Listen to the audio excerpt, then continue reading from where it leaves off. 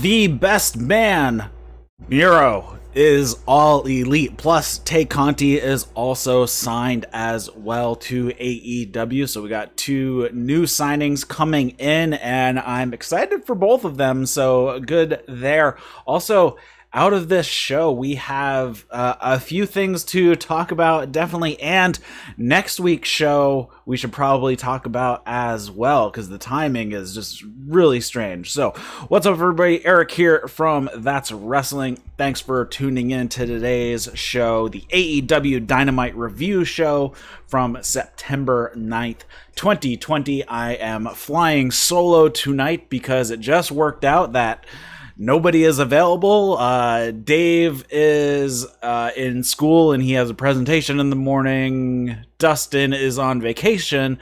And Justin, I'm hoping everything's okay. Hopefully, if you are listening to this, send us something, because we're a little worried for Justin at the moment. We have not heard from him for a little over a week now. I sent him an email, I've sent him private messages, and nothing so far. So hopefully everything is okay with Justin. So just shoot me a message. So let me know you're good.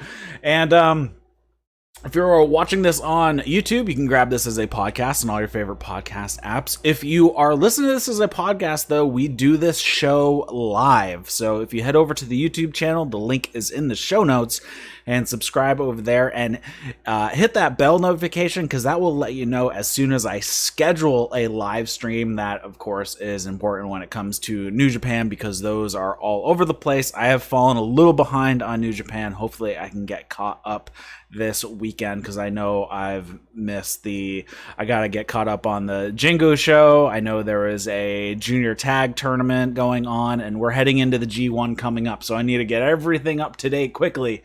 So yeah. And if you are watching this, if you go over to the YouTube, because you can watch this live, you can come hang out and chat, because Scrubby Dub just wrote, "You start at 4:30 a.m. Why so late? I'm about to go to sleep." Well, it's late for you. It's only 7 p.m. for me. So not much I can do about the time zone issues. I am sorry about that. You'll just have to download the show later. And if you are interested in co-hosting some New Japan stuff, shoot me an email, eric@thatswrestling.com. Also, if you have any mailbag, feedback, questions, comments, all that fun stuff, discussion topics that you want, you can shoot those to eric@thatswrestling.com. And I think that, head over to iTunes, give us a review. It will really help out. And there's also a Discord you can come hang out with us as well. The link is in the show notes and the description, so you can come hang out. We have all types of different topics we talk about, but this is a channel dedicated to wrestling as well. So let's get into a few things right off the bat. We should probably talk about next week's episode, just so we can make sure everybody is clear. So yesterday on the show, they were talking about they are not sure when Dynamite is going to air next week, if it's going to be on Wednesday or Thursday, given how the NBA playoffs are going, and if the series between the Lakers and the Rockets end in 6 games, then Wednesday will be the usual slot for Dynamite. So, but if they end up going to Game 7, then Dynamite will air at 8 p.m. Eastern on Thursday. So really just going to have to stay tuned, keep an eye out to definitely social media and whatnot to find out what day Dynamite is actually going to air. They are also planning on airing a 1-hour segment of Dynamite that is going to be different from what is going to be played either on Wednesday or Thursday. If they're going to have the full Dynamite on Thursday, they're going to air like a 1-hour abbreviated Dynamite on Wednesday after the playoffs are over.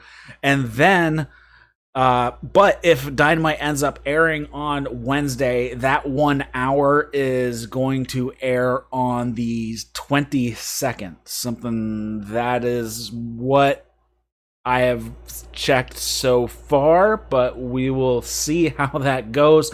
It is just still all up in the air. But the main thing, Dynamite is either going to be on Wednesday or Thursday this week. You just have to pay attention depending on how the NBA playoffs go, if the Lakers and Rockets go to a Game 7 or not.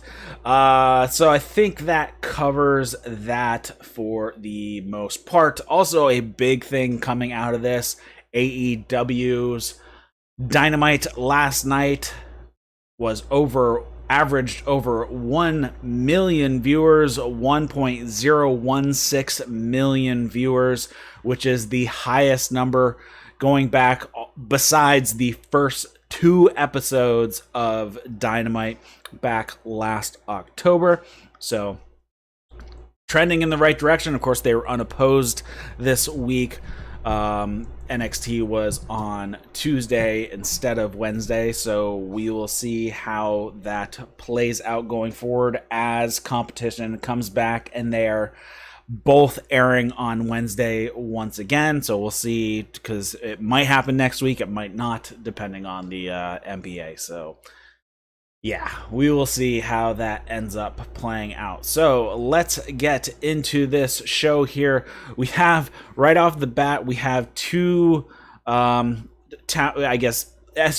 pulling up facing each other. Tony Schiavone is out on the sidewalk outside of Daly's place, and these two SUVs pull up, and out of each we have MJF out of one and Jericho getting out of the other. They exchange some pleasantries a little bit, talking about how each of them got screwed out of their match, and how they'll get their revenge one day, and they're basically hyping each other up. And then they start walking away, and we get a split screen with them walking away with 2 different cameras, and both of them saying, "Hey, what a loser," which is really funny because both of them were losers from the All Out show.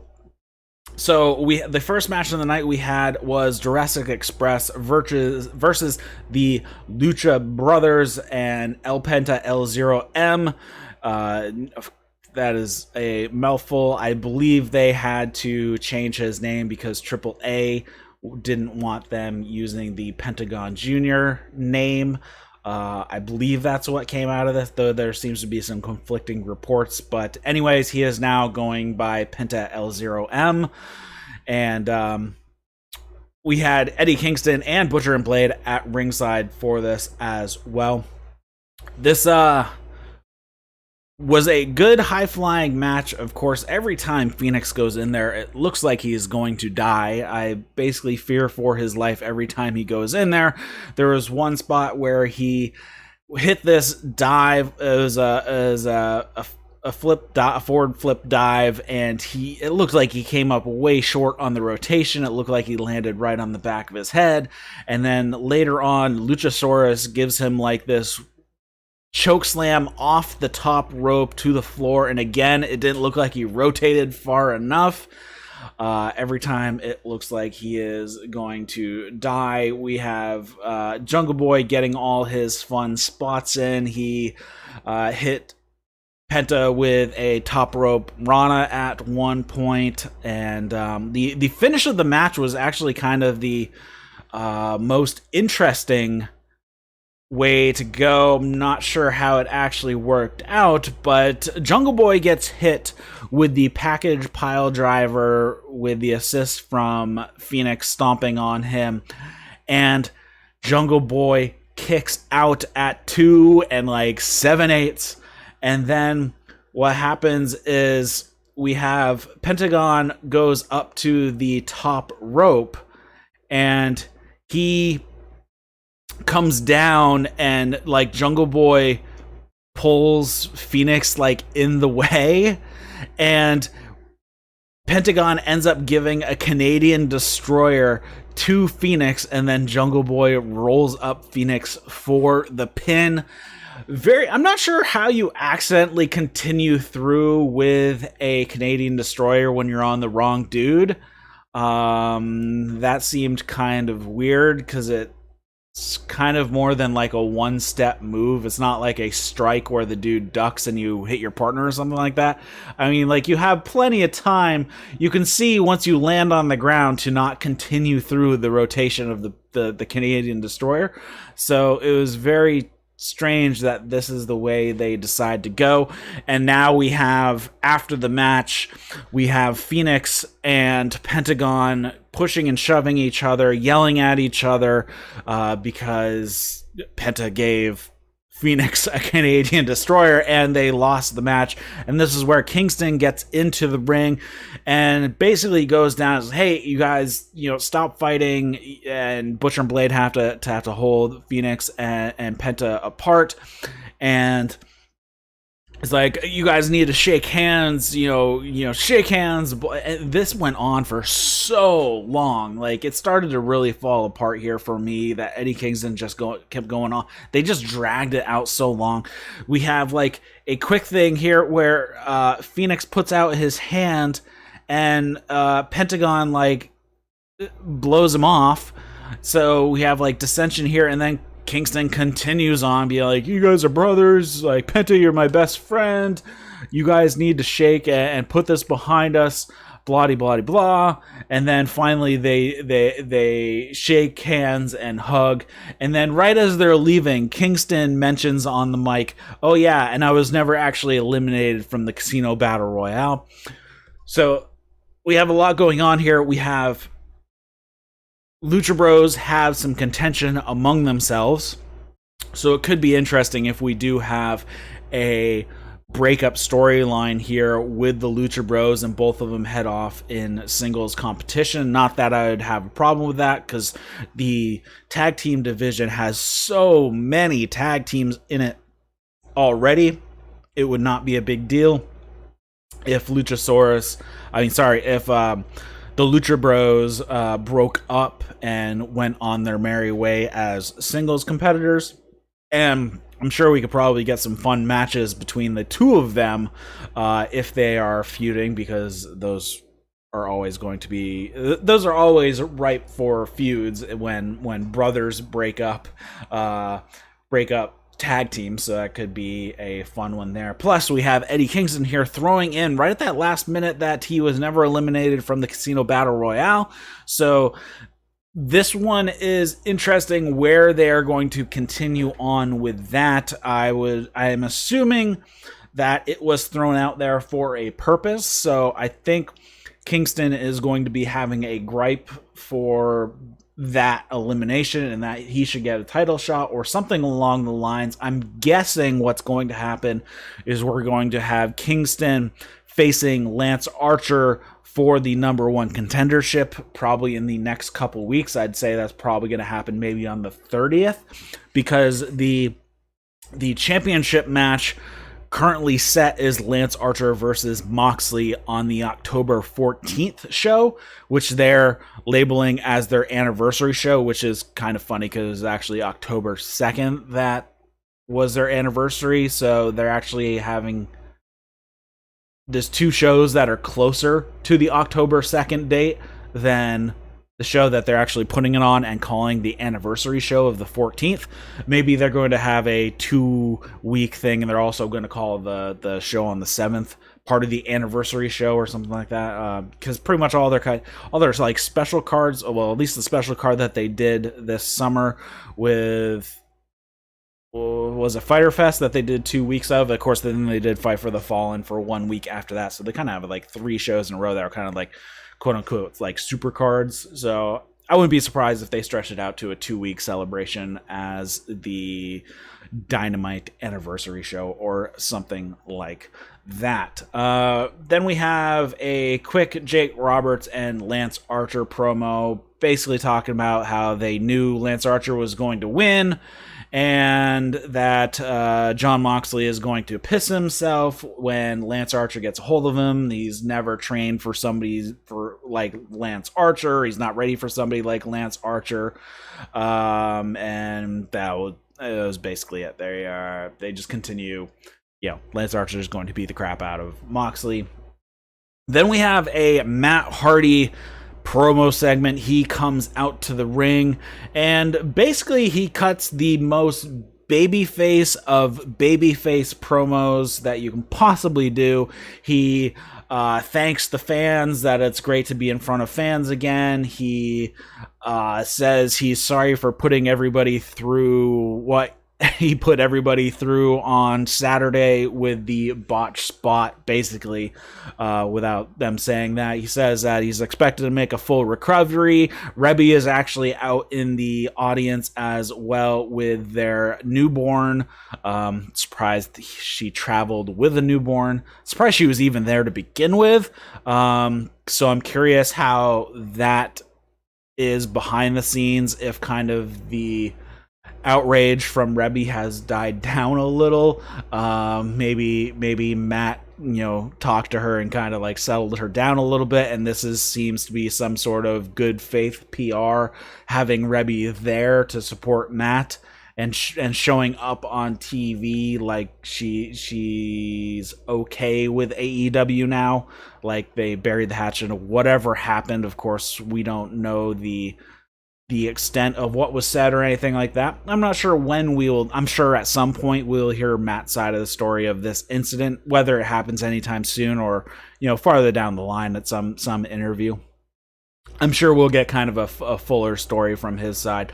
Actually, some of the points that even Brian Alvarez made on some of the shows that kind of pulled, of course, like him and myself, I agree that if you get knocked out, that's it. The match is over, and it doesn't matter what anybody else says. Doesn't matter if you think you can continue on. If you were knocked out, that's it. Match is over. It's called off or whatever. You just have to deal with the fallout from that result of the match. But he was also talking about how Matt could have been talking to the doctor and be like, look, we're just going to go straight to the finish. I'm not going to take any more punishment. And it could have been the doctor saying, well, I mean, as long as he's not going to take any more shots to the head or anything like that, I mean, he's probably fine to walk out there for another, he's fine to walk for 3-4 minutes, and then we'll throw him in the ambulance and head him over to the hospital. He's probably not going to do any more serious damage or anything like that. Obviously, it was spur of the moment. However this comes, in the end, I think it was the wrong decision to do, but I can see some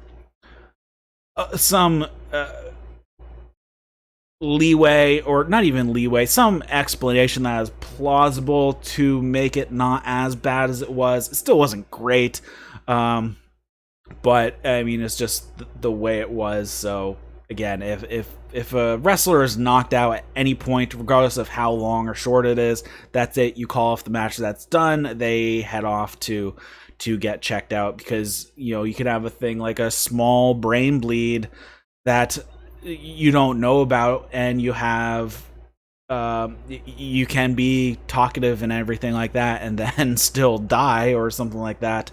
I forget who the actress was. I'll have to come back to that. But yeah, so we'll continue on here, and he finishes up the promo, talk about that, things didn't go the way he wanted to, but he's going to get healthy, and once he is cleared and ready to go, he is going to work on getting ranked, and he is going to start chasing the AEW championship. So yeah, there he is, and he wants to go after the championship. Natasha Richardson, that was she died of like a slow brain bleed. She was talking, she was coherent, going in the ambulance and everything, and then just suddenly she dies. So yeah, I mean, that's just, it's things you don't want to risk, and I just think that was a poor decision in the end. But Hardy wants to go after the title, so that is where he is going. Next up, we have a match between Orange Cassidy versus Angelico. We have not seen Angelico for quite a long time on Dynamite. He's been over on Dark, along with Jack Evans as well. Jack Evans was at ringside with Angelico. This match was basically a squash. Angelico did get a few things and he got some submission holds and everything, but no like serious offense. And then Cassidy just pretty much goes through. He hits a suicide dive on Angelico on the outside, and he tosses Angelico back in the ring, and then he hits his tornado DDT and the orange punch and picks up the 3 count. So this was, basically a squash match of Angelico, which is a bit of a bummer because he is really, really good. I figured they'd put at least somebody lower on the card out there for Orange Cassidy to squash. Really makes no sense to throw Angelico to the wolves. So we'll see how this goes. I really like Angelico. He is a really good wrestler. So is Jack Evans. And I was super happy when I heard that they were going to be in AEW, right at the debut of Dynamite. And they just haven't done much. I think they're I think charisma-wise, I think they both kind of fall a little flat or just don't resonate with the viewers. They don't resonate with me. In the ring, they're both great, but just kind of their mannerisms and their promos, and even on BTE, they don't impress. I don't know. They just don't seem to do it for me for whatever reason, and I would hope that would clean up at some point. After the match, though, we have Santana and Ortiz attacking Orange Cassidy from behind. Best friends eventually come out and help out, and they run off. We have Chuck Taylor grabbing the microphone, and he says that this rivalry has to end, and he challenges Santana and Ortiz to a parking lot fight. And Trent then says it's not an apology he wants anymore, and they're just going to hurt Santana and Ortiz and make his mom proud. So we are finally going to get the parking lot match that was going to be on the show around the beginning of the pandemic, but they had to go to the Georgia taping, so they didn't get that taping in. It was originally going to be the Best Friends versus the Lucha Bros, and probably the Lucha Bros, well, at least Penta went back to Mexico. I'm not sure what Phoenix did. I'm guessing he stayed in the United States because he was back on AEW well before Penta was. So whatever, we didn't get the parking lot fight back then, but we are going to get it now, but it is going to be Best Friends versus Santana and Ortiz instead. So curious if they had something already in mind for that match way back when. They'll pull it forward here. We have Alex Marvez knocking on the Young Bucks' door. He wants to get some answers about everything that happened last week, and basically nobody answers. He says, well, it looks like, I guess nobody's going to answer the door, and then the door does swing open. Nick and Matt then give Alex Marvez a super kick party and close the door. They look pissed, and some people might think this is a bit of a heel move, but because they knocked out Alex, I'm gonna go with this was a babyface move right here. If you take out Alex, I'm gonna call you a babyface. So there was that. So this will continue on. We have the Kip Sabian segment here. He comes out to the ring with Penelope Ford. Tony Schiavone is in the ring, and Sabian basically sends him out because he doesn't need somebody to talk with him. And he said, even if I did, I'd rather it be JR.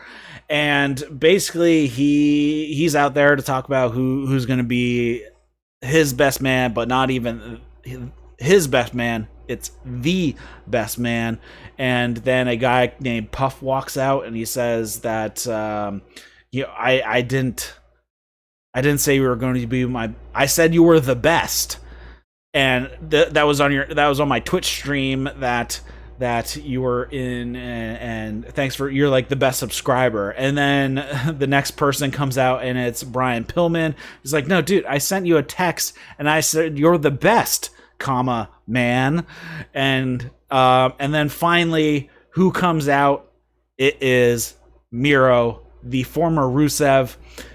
He comes out as the best man. He then talks about he has left the place where there's this glass ceiling and this imaginary brass ring. Of course, he is talking about all the years he was in WWE.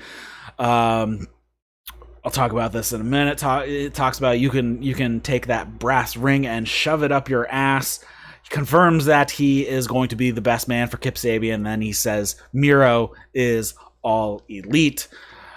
This is perfectly fine. I'm glad to see Miro. Some people said, well, why didn't he debut in the Battle Royale? But I think it makes sense with him not debuting at the Battle Royale because he was going to lose, presumably, because they went with Lance Archer and or Eddie Kingston, depending on how purposeful that was. And I think it would make sense to pull him in at Dynamite, and this seems like an okay place. Hopefully what actually happens is that he ruins the wedding. This could be a callback to the wedding of Lana and Bobby Lashley over on WWE. So curious how this goes. I'm guessing that the relationship between Miro and Kip Sabian is going to be short-lived. That is perfectly fine, and I'm going to withhold judgment for seeing how this ends up in the end. Right now I'm okay, but again, we have another WWE guy that they've brought in, and of course the first thing he talks about is ragging on WWE and not being utilized to his full potential and stuff like that. They probably need to start straying away from those types of promos when they bring in underutilized WWE guys. In this case, a lot of people are talking about is like, well, why are they bringing in all these WWE guys? It's like, well, they signed like everybody out there, and they have a bazillion people, and they're the only company that has been letting people go during this pandemic. So it makes sense that the free agents, the best of the best free agents, are coming from WWE. So some of these signings make complete sense. Miro was top of the list for me anyways from those WWE releases. Even going back to before he was released, he was asking for his release, I think, over a year ago at this point. So him coming to AEW was almost a given, and I think it's what everybody wanted anyways. Tay Conti, again, another person I think WWE is going to be definitely missing the boat on. She has signed as well, which she actually has a match later in this show. But there's a few more. Obviously, Brody Lee has seemed to be okay so far. It hasn't been the best acquisition, but it is what it is. Matt Hardy, again, same thing. He's one of the higher star-powered guys in wrestling, so people know who he is, and he's one of those guys who doesn't need to change his name or anything like that. So we will see. Rumor is some are even trying to go to Impact. This is out of the chat room. Who, meaning people who are released from WWE or people who are currently in AEW? I'm guessing I need a little bit more on that. But yeah, perfectly fine. I think the people that they've brought in from WWE since Dynamite has started are probably the higher quality picks. So I have no problem with them bringing in ex-WWE guys if they're the right ex-WWE guys. And I think FTR, perfect example. Those guys were made for AEW, and again, they wanted out. They were not fired, and they were not cast-offs. We all saw them in NXT. They were excellent. So, these guys are, they're pulling in the top guys that WWE releases. So far, we haven't seen a ton of undercard guys come in from WWE that you don't even think were underutilized. So we'll see. I think they've been okay so far. As long as they don't go off the rails, I'm fine with what they've done so far. And Likens clarifies, yes, the WWE guys trying to go to Impact, which we've seen EC3, we've seen the Good Brothers go over there. So it is what it is. it makes sense to grab the best people you can, and if those people are coming from WWE, then they came from WWE. It's not a big deal as long as you are getting the best of the best. I don't really care where they came from beforehand. If you can get them from New Japan, you get them from New Japan. But New Japan hasn't let anybody go during this pandemic at all. They even had their executives. They were all taking pay cuts so they could continue to pay all the wrestlers their normal salary. So that is kind of why it is the way it is. Let's see. Where was I? So we have Miro coming out. We have a sit-down interview that was taped earlier in the day with Tony Schiavone interviewing Hangman Page. Page is just still that really mopey guy. He's kind of dejected at this moment. He's just down in the dumps, kind of, and he's talking about how, you know, he's taking ownership of his screw up, and how he thought it really should have been the Young Bucks that won the gauntlet match, and it's actually his fault that FTR were the top contenders in the first place.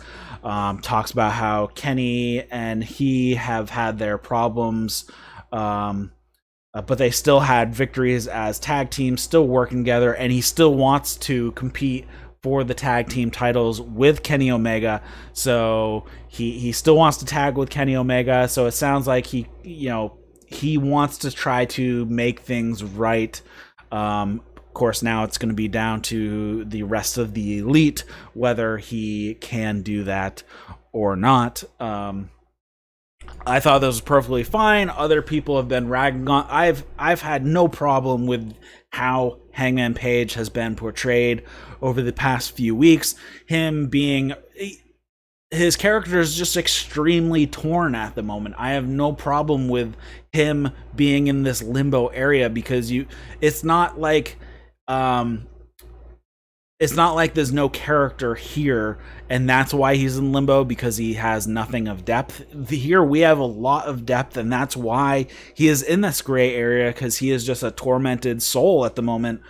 Just he can't figure out his own direction, and that's a character thing. That's not a booking thing. That's the problem with them not knowing which direction to push him.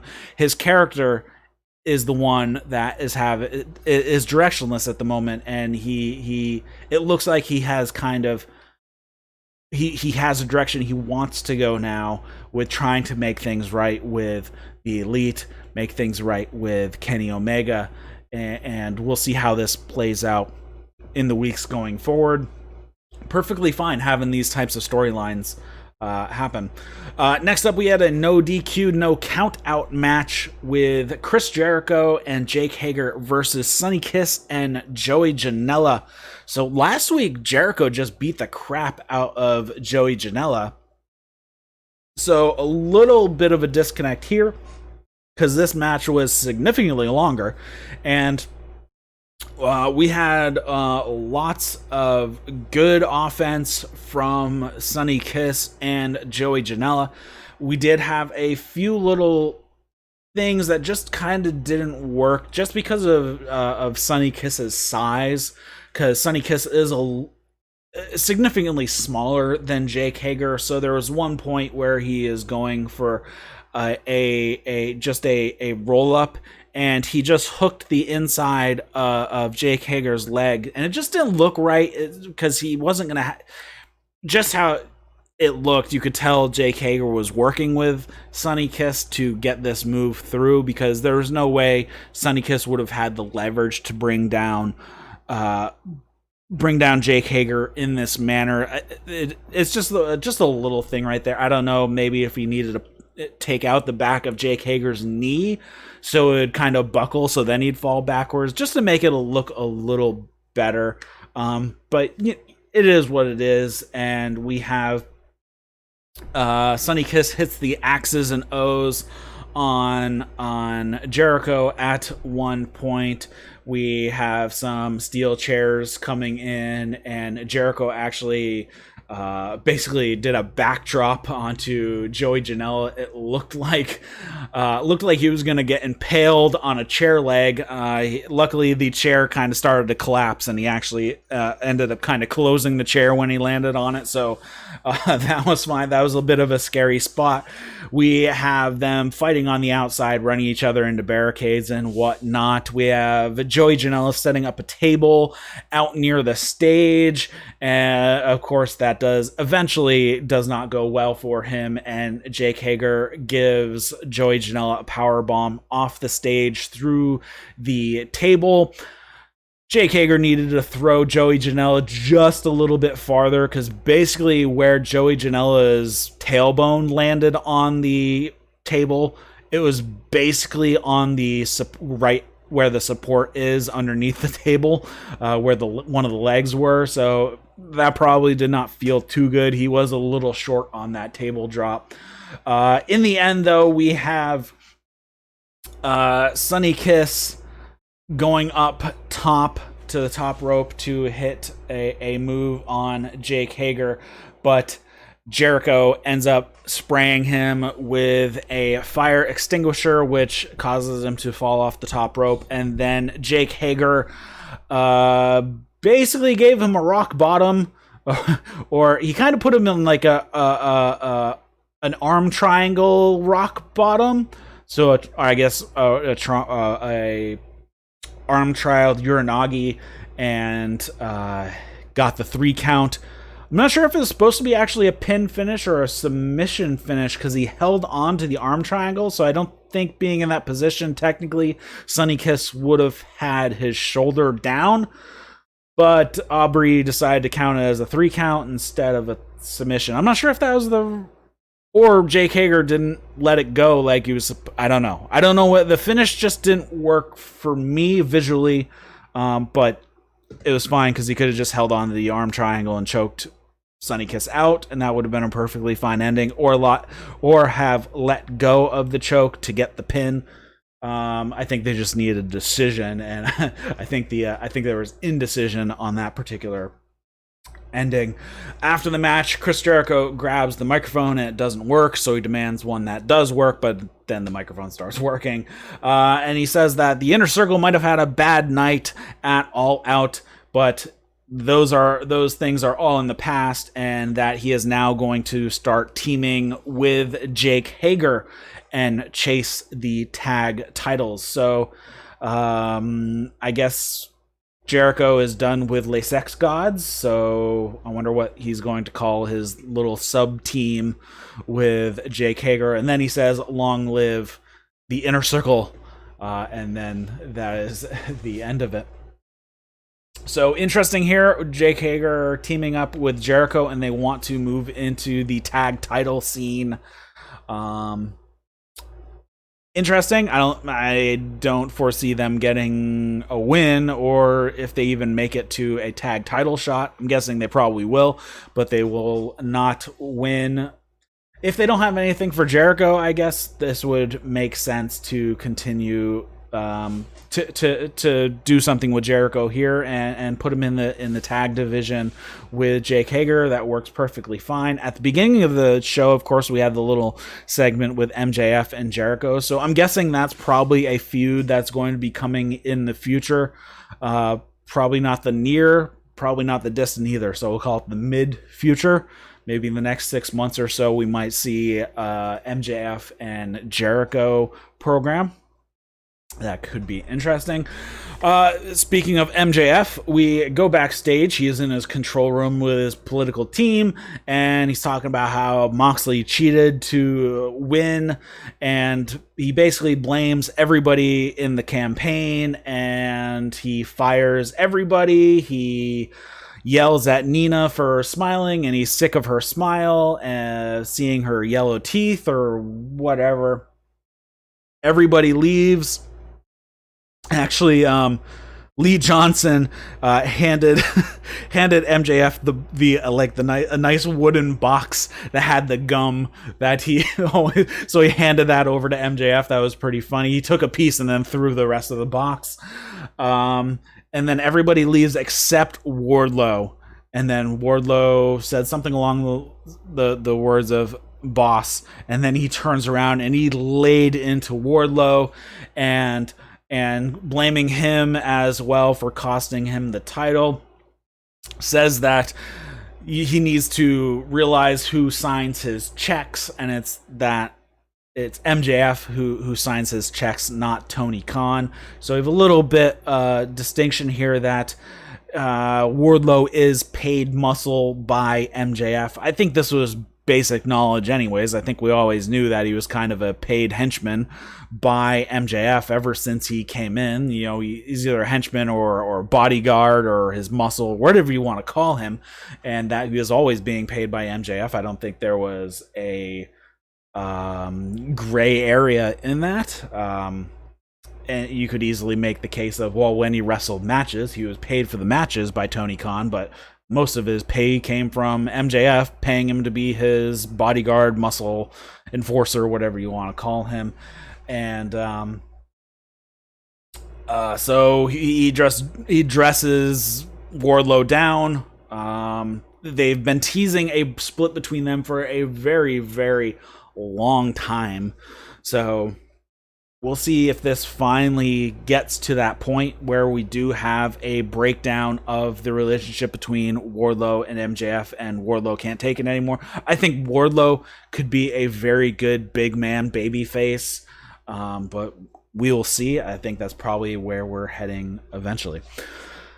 Next up, we have a quick promo package. It is a Jon Moxley promo package through and through. Just talks about how, Lance Archer has a title shot that he got for winning the Casino Battle Royale.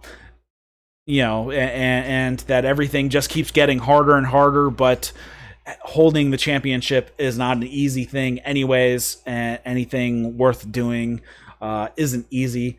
And Moxley talks about how he is number one, and he's feeling unstoppable, and no one should be betting against him, and Lance Archer is going down just like everybody else. So it is your Jon Moxley promo. He hit all the points that he needs to hit, and again, it was awesome, short, sweet, to the point. Then we have a segment that I think kind of fell a bit flat. It was very sports entertainment-y. So it felt like something WWE would have done, and I was not a fan of it. This is the segment with Tully Blanchard and FTR. They're in the ring celebrating their victory for winning the AEW Tag Team Championship.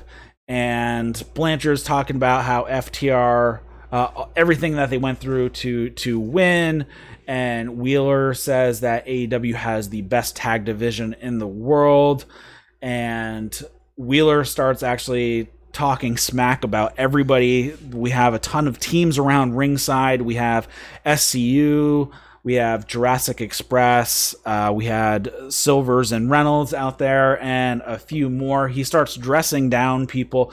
He's says, "Hey, SCU, it's great to see you out there. Oh man, I would love to have a match for you if this was 20 years ago and you guys were in your prime." The Gun Club was actually out there too. He insults Billy Gunn and Austin Gunn, and then he announces that they're going to be taking on Jurassic Express next week in a non-title match, because they're never going to give a gimmick comedy act like Jurassic Express a shot at the titles. And then, of course, Jurassic Express takes umbrage to this, and they get in the ring. We have a little bit of a scuffle. We have FTR and Tully Blanchard getting out of the ring. They're kind of standing in front of the ring, facing the crowd, being like, "What? These guys are dumb." And we have Marco Stunt. He grabs a cooler and dumps it over their heads out on the floor. FTR's heads, that is, dumps the ice and the water out, and that was basically it. So this felt very WWE, as did the bit with Kip Sabian. Two segments that kind of fell flat, and felt a little bit too much on the entertainment-y side, and just didn't work for me. Of course, having Miro come out during the Kip Sabian, I mean, that's cool and all, but I think just the lead up to that part just didn't work. And again, we have this segment that I think fell flat. It really didn't do anything useful. They could have done this as a backstage segment of, SCU coming up to FTR, and they could have run SCU down for being old there. I think you would have gotten the same thing out of it. And then Marco Stunt getting the, kind of dumping the cooler on them, getting a little bit of comeuppance. Just it seemed weak to me. I just didn't like it. Then we have Taz. He makes his way to the announce table, and he talks about the spots that happened with Darby Allin at All Out, where he got put into a body bag full of thumbtacks and then powerbombed onto the staging right outside the ring. And then we have Darby Allin's music hitting, but again, it is Ricky Starks dressed up as Darby Allin, and he has "sad" written on his chest. I missed the last time it said "emo" on his chest, and he talks about how, you may say you're relentless, or really you're reckless, and that he'll show Darby Allin the meaning of reckless, and he's going to beat Darby Allin up the next time he sees him. Darby Allin is at home alone because nobody's friends with him. Nobody wants to team with him backstage. Could be interesting, though, because Jon Moxley, after the match with Darby Allin for the title a few weeks ago, said, I'll ride with you anytime you want. Just let me know. So we could be getting another tag match with Darby Allin and Jon Moxley if they go back to that. But I'm not sure if they're going to follow up that particular segment, but we will see.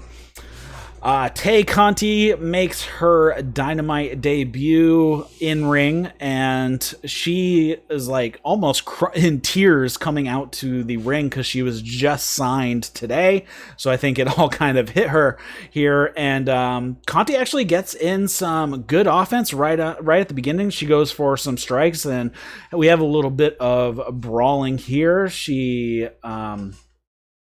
hits this great flying knee or rising knee or bicycle knee, whatever you want to call it, but this was actually in the commercial break, so this was in the picture-in-picture.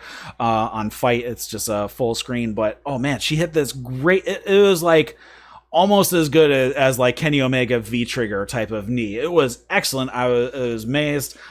She lays her stuff in. Her strikes look really good. I believe she's a black belt in either judo or jiu-jitsu. I'm not sure which one, but she is a black belt and a legitimate athlete. And she was doing really good here. She tries to hit a sunset flip off the top rope, but Nyla Rose ends up blocking it here. And she gets hit with she puts on a armbar attempt, and Nyla Rose picks her up and gives her a beast bomb and gets the 3 count. So I thought it was a pretty good match from these two. Tay Conti looked good, and Nyla Rose did what she needed to do, and she looked good here. Vicky Guerrero was out there with Nyla Rose, and God, her voice is grating, which I think is kind of the point. And she grabs the microphone afterwards, and she basically says that they're here, and then Nyla Rose starts attacking Tay Conti, and out comes Hikaru Shida to save her. She's holding kendo stick and everything, and runs off Nyla Rose from continuing to beat Tay Conti. Tay was selling her knee after the match was over, even before Nyla Rose started attacking her again. I hope she's okay. I hope that is not a legit knee injury and she was just selling it. She was also limping on a social media video as well post match. So I haven't seen anything that she is hurt, but I'm hoping she's not, because the last thing this women's division needs is another knee injury. Britt Baker goes down, Chris Statlander tears her ACL, and the last thing we need is Tay Conti also hurting her knee, because that would really, really suck. Question from, or a comment from Logan in the chat. Still wonder why Vicky is required for Nyla. I think Nyla is a good promo. Yeah, same here. I don't know why she's needed at all. Though there are plenty of guys, especially in AEW, that can talk, that still have manager figures. Of course, we have Shawn Spears. He's got a manager. He can talk just fine. Cody is one of the best talkers in AEW, and he had Arn Anderson. We have Jake the Snake seconding Lance Archer. Lance Archer is a perfectly fine promo as well. I don't know. I think they just like it, and I think it works. It works fine because Vicky Guerrero can get even more heat, I think, than Nyla can, just by herself. So I don't have a problem with this pairing. We'll see how it continues down the road, but yeah, there are plenty of talkers in AEW that still end up having a manager or somebody who also talks. So as long as she isn't the sole deliverer of words and Nyla Rose does speak once in a while, I think we're okay. I mean, now we have Eddie Kingston talking for Butcher Blade and the Lucha Bros. Pentagon can cut one hell of a promo, even if it is in Spanish, and you just subtitle it later. I don't know who has or hasn't watched Lucha Underground, but when Pentagon was in Lucha Underground, all his promos were in Spanish, and you could have just not had the subtitles and know he means business. So perfectly fine with that type of thing. But yeah, I don't know. Vicky Guerrero is just fine. I don't have a real problem with it, but it is kind of a little interesting that they would bother putting her with Nyla Rose. But next up, we had a sit-down interview that was filmed earlier in the day. This time it's Jim Ross with Kenny Omega, so we get both guys' side, kind of. Omega says, he's no longer a champion in AEW. He says things like that happen. He admits that the chemistry between him and Hangman Page was really good whenever they were in the ring together, and he says that they were, they were the best team in the division, and he's not sure if him and Page will be able to get back, pardon the pun, on the same page, if they're going to be able to work together, and he's looking to go on a singles run now. A very interesting take that was pointed out while I was in our Discord chat yesterday was how Kenny was dressed. He was dressed in a plain black tee and jeans, which is a big difference from what we've normally seen him when he was not in his ring gear. Every time we've seen him not in his ring gear on AEW, it's been in a graphic tee and shorts and flip-flops, or so here he's actually dressed in a just black t-shirt and jeans. Different, it's subtle, but we could be heading down, and of course there's less and less blonde in his hair these days, so it could just be a troll, or it could be a tease that we will be heading down to a heel Kenny Omega, more of a cleaner style from AEW. So we will see. Just checking, got some other comments from Daxers. He can't comment in the chat. Oh, I'm sorry, but I see him in the Discord. But nothing Not much at the moment. All right, so moving on, we had the final match of the evening, which was for the AEW TNT Championship. Brody Lee defending against Dustin Rhodes. This comes out of the match from All Out, where Dustin Rhodes got the pin over Colt Cabana during their, was it an 8-man tag? An 8-man tag during that show, so he gets the title shot here. I thought this was a great way to finish out the Dynamite show. Some people thought it was kind of a weak main event. I thought it was good. Of course, we kind of knew the outcome.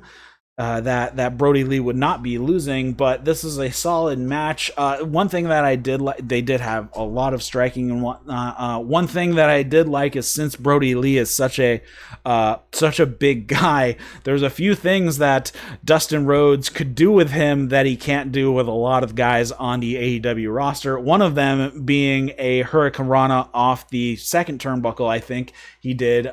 Pretty much everybody else is too small to catch Dustin Rhodes to be able to successfully hold his body weight to be able to do that. So he got to hit a Hurricanrana. He also hit a Canadian Destroyer. That is like his favorite move these days. Rhodes also hit a spike pile driver for a near fall at the end.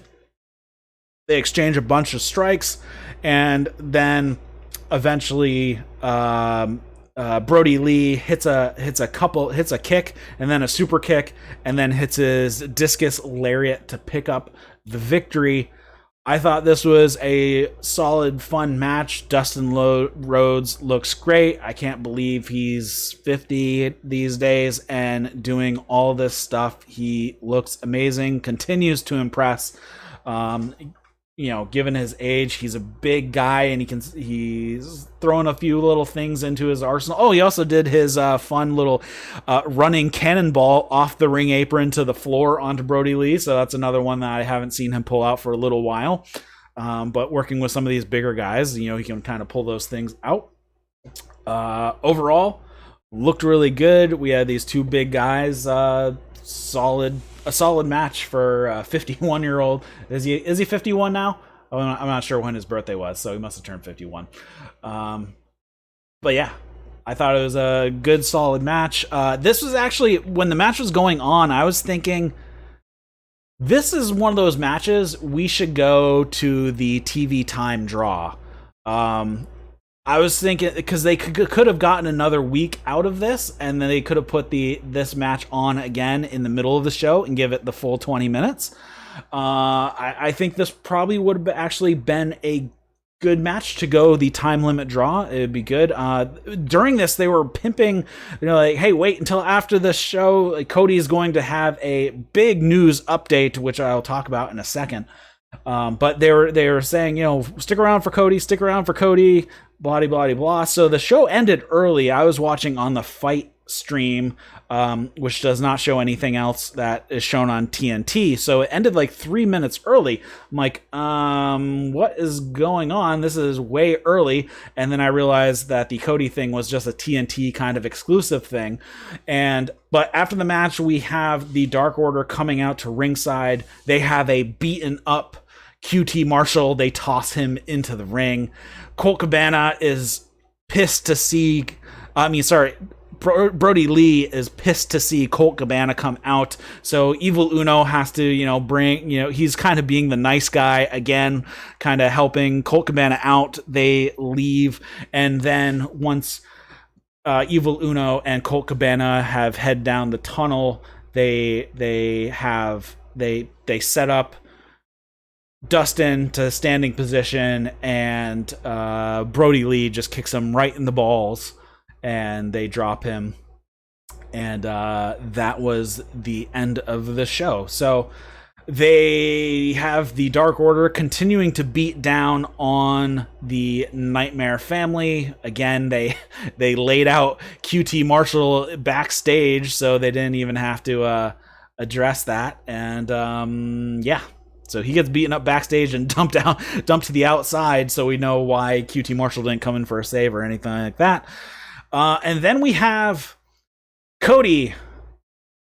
All it was had nothing to do with AEW. He's doing some contestant show. They're calling it the Go Big Show. So, yeah. So it's just a variety contest show. Very, very nothing to do with AEW. They should have announced this in a completely different manner. Having people hold over after the show because it's going to be a big announcement. It's like, okay, this guy's been laid out. What's going on? What's going on? I'm being a judge on this show. Great. They could have put this at the beginning of the show or in the middle of the show, and not hyped it up as Cody has this big announcement about his injury, because it sounded like he has, and it's just got a complete letdown. It's like, really? Great. You're going to be a panelist. Awesome. So kind of stupid. Yeah. So yeah, he's going to be a judge on a show. Big deal. But I mean, it could be a big deal because now you're going to get a lot of cross promotion. We have Cody there, so maybe that will be good for AEW.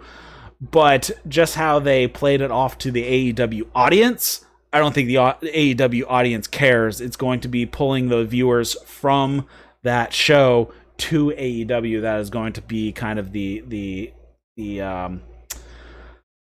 synergy, I guess, in this direction. But yeah, this was definitely a tease that, yeah, Logan says makes AEW seem disingenuous with a non-wrestling tease. Yeah, I have to agree, wasn't a good look on this one. There is one thing I must have missed it in my notes when I was talking about it, and I just remembered it here when I was talking about QT Marshall. During that Eddie Kingston promo, he said something along the lines to Blade about, where's your wife? Very interesting, given that Blade is married to Allie in real life. And Allie is not currently with Butcher and Blade.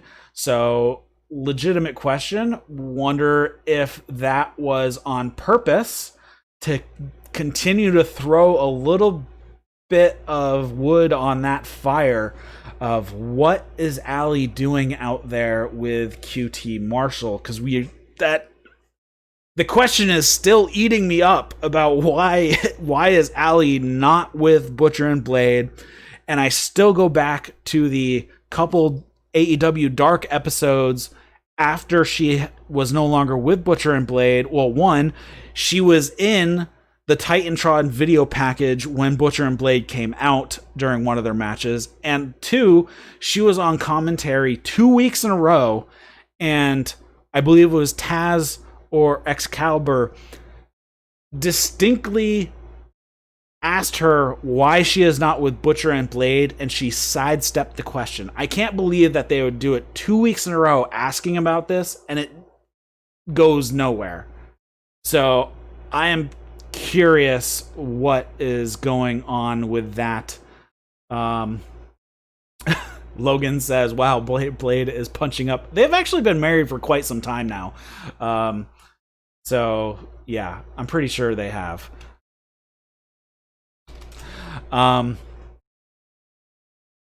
So I'm curious how this storyline goes, and yeah, just strange. Yeah, they've been married for 7 years. So I'm guessing they've been together a little longer than that. I'm guessing he still had some hair. Anywho, it is what it is. So that was kind of a weird ending here. So next week, there are a few matches that are going to happen. We're actually going to have Thunder Rosa versus Ivelisse for the NWA Women's title, which that should be pretty cool. Looking forward to that. I unfortunately did not write down the rest of the matches that are happening next week. I'm pretty sure Jericho and Hager are in a match. Let me see if I can find the matches for next week, but I probably can't find them in any quick manner. So yeah. Oh, there we are. We have FTR versus Jurassic Express. We already talked about that. Best Friends and Santana Ortiz in the parking lot fight. We have Jake Hager and Chris Jericho. They are going to face Private Party, and MJF is in singles action, and Kenny Omega is going to have a match as well.